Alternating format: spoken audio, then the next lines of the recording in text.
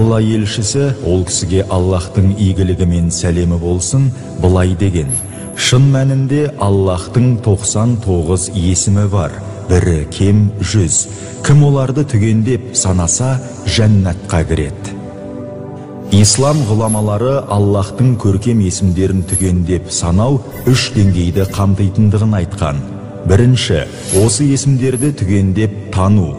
Екінші, осы есімдердің қамтыған мағынасы мен мәнін түсіну. Үшінші, осы есімдерді пайдалана отыра Аллахқа дұға ету, мағыналарына сәйкес амал ету. Аллахтың көркем есімдері. Аллах. Бүкіл жаратылыстың Құдайы және Раббысы. Ол пенделер бас иіп сәжде жасайтын жалғыз Құдай. Әл-әуәл. Бірінші, алғашқы, әуелгі. Ол бүкіл нәрсенің алғашқысы. Аллах тағала әуелден бар.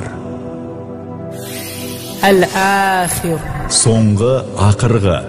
Аллахтан кейін еш нәрсе болмайды. Ол мәңгі қалушы. Әл-захир. Анық, үстем. Ол бәрінен де биік, одан жоғары еш нәрсе жоқ. Әл-бәтин. Жақын, жасырын. Ол жақын, бәрін қамтып тұрушы, бүкіл құпия сырлар оған айқын. Әл-али. Биік, жоғары. Оның өзі де, мәртебесі де бәрінен жоғары. Әл-а'ля. Ең жоғарғы.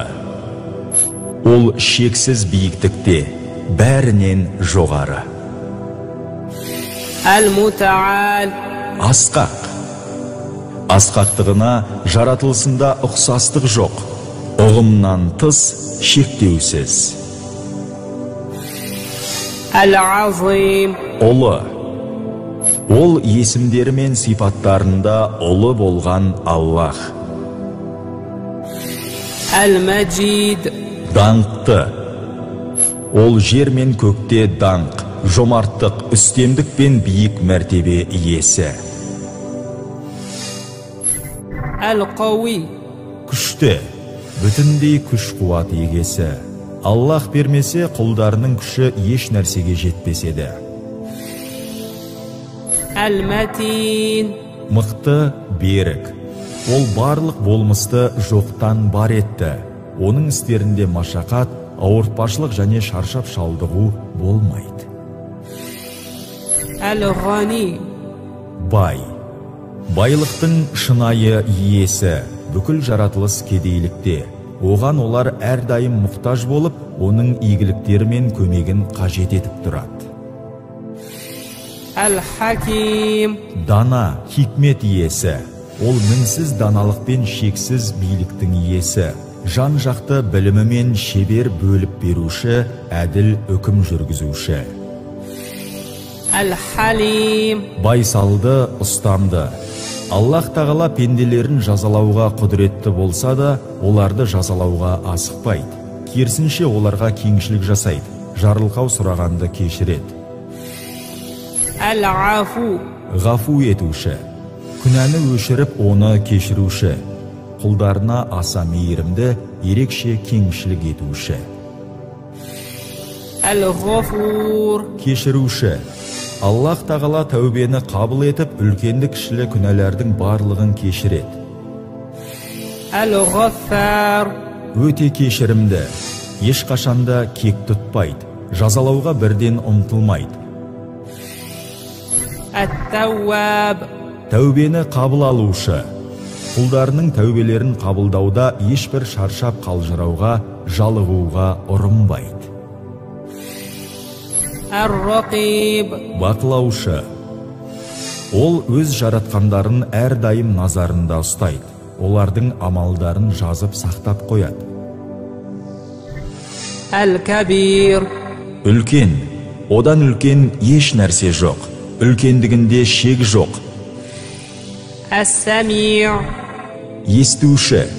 Ол барлық сырлар мен сыбдырды естиді. Ол өзінен сұрап дұға жасағандарды естіп жауап береді. البصير Көруші, оның көруі анық және жасырын әлемдердің барлығын қамтиды. العليم Білуші, ол барлық нәрселердің сырты мен ішін, өткені мен қазіргі жағдайын және болашағын толық біледі. الخبير Хабардар, ол дүниедегі бүкіл істерден хабардар. الحميد Мақтаулы, Аллах тағала барлық уақытта, барлық жерде мақтауға лайық жалғыз тәңір. العزيز Үстем, жаратушы Аллах кемел үстемдіктің, ұлы күш пен шексіз қуаттың егесі. القدير Аса құдіретті, оның құдіреті бүкіл нәрсеге жетеді. القادر Шамасы жетуші, шамасы жетпейтін нәрсе жоқ. Әлсіздікке ұрынбайды, қалаған кезінде пайда да, зиян да бере алады. المقتدر Өте қуатты. Аллахтың мықтылығында, өктемдігінде, әл қуатында шек жоқ. الشهيد Куәгер, ол барлық істерге куә, күнәлар мен жақсылықтарға айғақ болады. Ешкім одан жасырынып қала алмайды. الحفيظ Сақтаушы, қорғаушы. Аллах өзінің пенделерін және олардың амалдарын өз кеңшілігімен сақтап қояды. Таңдаған құлдарын бүкіл жамандықтар мен ұнамсыз істерден қорғап отырады. اللطيف Аса қырағы, жұмсақ. Одан еш нәрсе жасырын қала алмайды. Ол пенделеріне жақсылық пен пайдалы нәрселерді жасырын жолмен, олар күтпеген жерден жеткізіп тұрады. Құлдарымен барлық мәселелерде аса жұмсақтықпен қарым-қатынас жасаушы. القريب Жақын. Ол адамға күре тамырынан да жақын. Мүмін құлдарына қамқорлығы және қолдауымен ерекше түрде жақын. المجيب Жауап қатушы. Ол өзінің білімі мен хикметіне сай, өзінен сұрап жалбарынғандардың тілегін қабыл етеді. Еш уақытта жауапсыз қалдырмайды. الودود Жақсы көруші. Аллах пайғамбарларды, періштелерді, салихалы құлдарды жақсы көреді. Әрі оларға жер бетіндегілердің сүйіспеншілігін нәсіп етеді. الشاكر Құлдарының қадірін білуші. Ол өзіне бойсұнған пенделерін мақтап мадақтаушы. Берілген нығметтерге шүкір еткендер үшін пенделердің ризық несібелерін арттырады. الشكور Шүкір етуші, алғыс білдіруші. Аллахтың шүкір етуі пендесін шүкір етуге бағыттауы, әрі одан шүкірлігін қабылдауы. السيد Мырза, қожайын. Ол бүкіл жаратылыстың бірегей қожасы, олардың иесі әрі Раббысы. الصمد Мұқтажсыз, мұңсыз. Ол игіліктеріне бүкіл жаратылыс шексіз мұқтаждықтарын білдіріп, қорлана бас етін жалғыз Аллах. Ол мәңгілік, ешқашан ешкімге және еш нәрсеге мұқтаж емес. القاهر Бағындырушы. Ол болмысты бағындырып, жаратылғандарды өзіне құл етуші. Аллахтың қалауы мен құдіретінің алдында барлығы тізе бүгеді.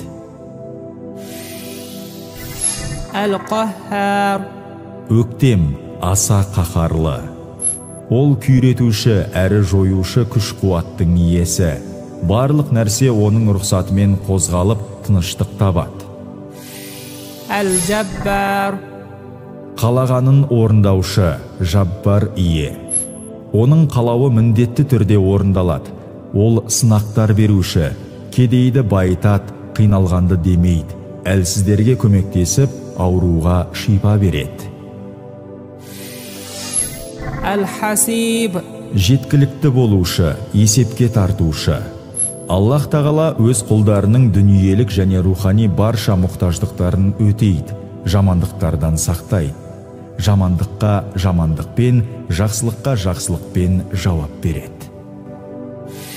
الهادي Тура жолға салушы. Ол әрдайым құлдарына тура әрі жақсылыққа жеткізер жолды көрсетуші, жамандықтан бет бұрғызып дұрыстыққа бағыттаушы. Әл-Хакам.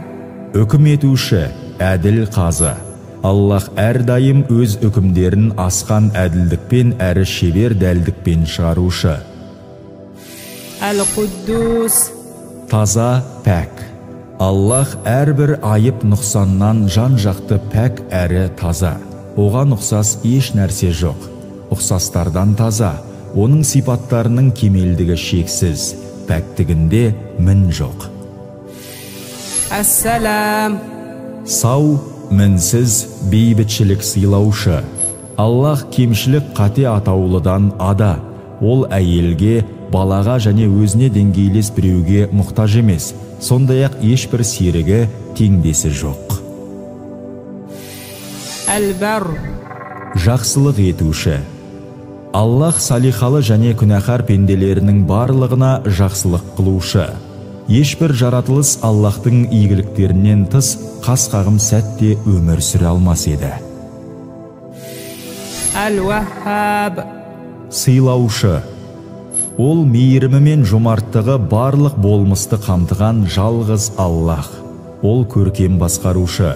Жақсылығы шексіз, сый-сияпаты есепсіз. Әр-Рахман. Аса рахымды. Аллахтың рахымы өте кең. Оның рахымы өз даналығымен барша жаратылғандарды қамтыған. Әр-Рахим. Ерекше мейірімді. Аллах тағала салихалы пенделерін бұл дүниеде де, ақыретте де мейірімге бөлеп кешіруші. Әл-Кариму. Жомарт. Қайыры мол, кеңдік жасаушы, сый тартулары көп. Ол кез келген затты өз қалауымен таңдаған пендесіне қандай мөлшерде болса да бере алады. Әл-Акрам. Ең жомарт. Оның жомарттығынан асқан жомарттық жоқ. Жомарттықта оған тең келер ешкім жоқ.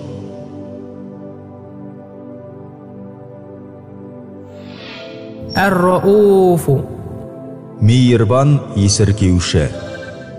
Ол өте жұмсақ, жанашыр, дөрекіліктен ада. Күнәһарлардың тәубесін жылдам қабыл етуші, құлының тәубесіне ерекше қуанады. Әл-Фаттаху. Ашушы, жеңіс беруші. Өзіне бойсынған әрі сүйген құлдарына таным есіктерін ашып, терең түсінік білім береді. Істерді жеңілдетіп, қиындықтардың шешімін ұсынады. Әр-Разиқ. Ризық беруші. Аллах әрбір тіршілік егесін азықтандырады, қорек береді.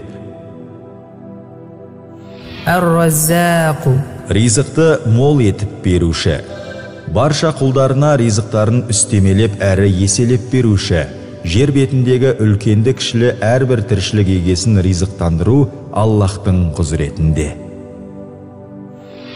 Әл-Хайю. Тірі. Аллах мәңгілік тірі тіршілік егесі. Оның тірі болуы әрдайым әрі толыққанды. Оның тірі болуының басы мен соңы жоқ. Алайда оның болмысы мен тірі болуы жаратқандарына еш ұқсамайды. Еш уақытта ұйықтамайды, тіпті қалғымайды.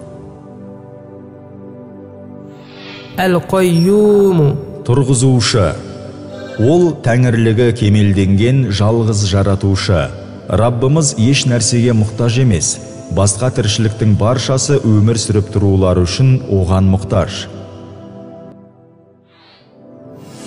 Нурус самауати вәл ард. Аспандар мен жердің нұры. Ол бүкіл әлемдерді нұрландырады. Ол Құран мен сүннеттің нұры. Аллах иман нұрын сыйлаушы. Ар-Рабб. Раббы. Ол жаратушы, патша, қожайын. Жаратылысты өсіруші, тәрбиелеуші, қамқорлық жасаушы. Барлығының тағдыры оның қолында. Әл-Малик. Патша. Ол шынайы Раббы, шынайы тәңір. Аса мейірімді, ерекше әділ, қайырымды басқарушы. Құлшылыққа лайық жалғыз жаратушы. Әл-Мәлик. Ие қожайын. Ол барлық нәрселердің иесі. Бүкіл нәрселер оған ғана тән. Ол жалғыз өзі жаратады, бұйырады, сыйға бөлеп жазаға тартады. Барлық нәрсе оның құлы, оған мұқтаж, оның қарауында. Мәликул мүлк. Патшалықтың патшасы, билік егесі. Аллахтың патшалығы мен билігі бүкіл тіршілік болмысын қамтиды. Бұйыратын, тыйым салатын, күшейтетін, сондай-ақ қорлай алатын шынайы ұлық патша. Әл-Уахид. Бір. Ол бір өзі ғана бүкіл ғаламды басқаруында ұстайды. Мақтау мадақтарға, көркемдік пен сұлулыққа бір өзі ғана лайық. Кемел даналық пен шексіз мейірім бір өзінде ғана. Әл-Ахад. Жалғыз. Ол барлық кемел сипаттарымен жалғыз. Кемелдіктің барлық түрі оған ғана тән. Ешкім оған затында да, сипаттарында да ұқсай алмайды. Оның ешбір серігі жоқ. Құлшылықтың барлығы да жалғыз өзіне ғана арналады. Әл-Мутакаббир. Тәкәппар, басқалардан жоғары тұрушы. Ол өзінің ұлылығы мен тәкәппарлығының себебінен бүкіл жамандық пен кемшілік атаулыдан алыс әрі жоғары. Әл-Халиқ. Жаратушы. Ол тіршілікті жаратушы, өмір сыйлаушы, теңдессіз даналығымен барлығына пішін, көркем бейне беруші. Әл-Халлақ. Жасаушы, жаратушы. Аллахтың жаратып, жасаған нәрселері көп, әрі есепсіз. Ол жаратылыстың әрқайсысын бір-біріне ұқсатпай, сан алуан түрде жасаушы. Әл-Бари. Жоқтан бар етуші. Ол бұрын болмаған нәрсені жасаушы, жоқ жерден пайда қылушы. Қалаған нәрсесіне бол десе, ол пайда болады. Әл-Мусауир. Бейне беруші. Аса құдіретті тәңір қалаған жаратылысын қалаған кейіпке енгізеді. Құлдарына қайталанбас кескін келбет сыйлап, мейірім шарапатымен бір-біріне ұқсамас көркем бейнелерде сомдайды. Әл-Муъмин. Амандық беруші, қауіпсіздік сыйлаушы, қорғаушы. Дүние мен ақыреттегі амандық пен барлық тыныштық атаулы оның сыйы. Ол өзіне иман келтірген пенделерін қандай да бір әділетсіздіктен, азаптан және қиямет күнінің алапат үрейлі қорқыныштарынан аман сақтайды. Әл-Мухаймин. Аса бақылаушы, тым қырағы. Ол өте құпия, тым жасырын жағдайларды білуші, бүкіл іске куәгер, барлығын бақылаушы. Пенделердің істерінің ешқайсысы оның білімінен тыс қалмақ емес. Әл-Мухит. Қамтушы. Ол білімі, құдіреті, мейірімі және билігі бүкіл болмысты қамтыған жалғыз жаратушы. Ол білуге, көруге, естуге мүмкін болған барлық құбылысты қамти алады. Әл-Муқит. Азықтандырушы. Ол жаратылыстың ризық несібесін жаратып, оны оларға жеткізуді өз міндетіне алған. Баршасын өмір сүрулері үшін керекті азықпен қамтамасыз еткен. Ол қалаған пендесіне молынан сый-сияпат береді, әрі әрбір ағзаға қорегін беріп, күш-қуат сыйлайды. Әл-Уәкил. Сенімді уәкіл, тәуекел етілуші. Ол әлемдерге қамқорлық жасаушы, пенделерді жаратып, олардың қажеттіліктерін өтейді. Салихалы құлдары әрекет жасаудан бұрын өз істерін оған тапсырады. Еңбек еткенде одан жәрдем сұрайды. Ол тәуекел етуге лайық жалғыз тәңір. Зул жалали вал икрам. Даңқ пен құрмет егесі. Аллах тағала ұлы, мейірімді, шексіз жомарт. Кемелде толық сипаттарына сай барлық мақтау мадаққа лайық. Әрдайым мәңгілік даңққа ие, ерекше құрметті. جامع الناس. Адамдарды жинаушы. Ол қиямет күні бүкіл адам баласын есепке тарту үшін бір жерге жинайды. Әр пендеге жақсы жаман амалының барлығын көрсетеді. Аса құдіретті Раббының қаперінен ешбір амал ұмыт қалмайды. Амалға сай сый немесе жаза береді. بديع السماوات والأرض. Аспандар мен жерді жаратушы. Ол бұрын мүлдем болмаған аспандар мен жерді жаратты. Оларды көркем әрі сұлу жаратылыстармен толтырды. Әрі оларды тамаша реттілікте, асқан үйлесімділікте, ерекше дәлдікпен орналастырды. Әл-Кафи. Жеткілікті болушы. Аллах тағала құлдарына керекті бүкіл қажеттіліктерін өтейді. Оларға ризық несібелерін жеткілікті етіп белгілеген.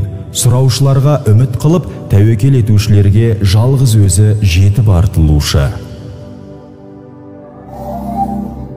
Әл-Васиъ. Кең, дарқан. Аллах тағала аса кең қасиеттер мен көркем сипаттарға өте бай. Ешкім оның сипаттарының есебіне жетіп түгендей алмайды. Оның ұлылығы мен билігі, кешірімі мен мейірімі кең. Оның жомарттығы мен берген игіліктерінде шек жоқ. Әл-Хақ. Хақ, шын. Оның сипаттарының кемелдігі соншалық, Аллахсыз ешкім тіршілік ете алмас еді. Оның сөздері, істері, пайғамбарлары, кітаптары және онымен кездесу барлығы ақиқат. Әл-Джамил. Сұлу. Аллах тағаланың өзі, есімдері мен сипаттары, сондай-ақ бүкіл істері сұлу, көркем. Жаратылысындағы сұлулық тек Аллахтың тарапынан ғана берілетін сый. Ар-Рафиқ. Дос, жұмсақ. Ұлы Аллах құлдарына бақытсыздық пен қиындықтарда жәрдемдеседі. Сондай-ақ құлдарына әрдайым жұмсақ болғанды жақсы көреді, әрі құлдарының ішінен жұмсақ болғандарды сүйеді. Әл-Хай.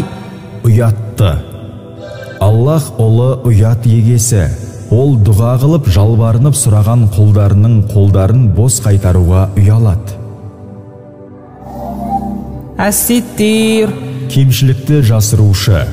Ол пенделерінің көптеген кемшіліктерін жасырады. Ұстамдылық танытып, оны басқаларға жария етпейді. Әл-Иләх. Тәңір. Ол барлық көркем қасиеттер мен кемел сипаттардың иесі болған жалғыз Тәңір. Одан басқа құлшылыққа лайықты Тәңір жоқ. Әл-Қабид. Ұстап тұрушы.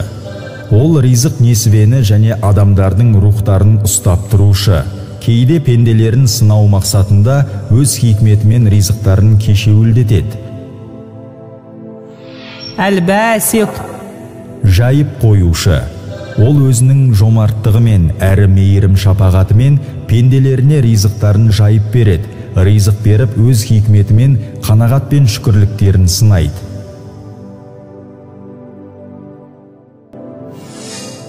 Әл-Муъти. Беруші. Ұлық Аллах қалаған пендесіне өз қазыналарынан қалағанынша беруші. Аллахтың беретінін өзге ешкім алып қоя алмайды. Алғанын ешкім қайтып бере алмайды. Әл-Муқаддим.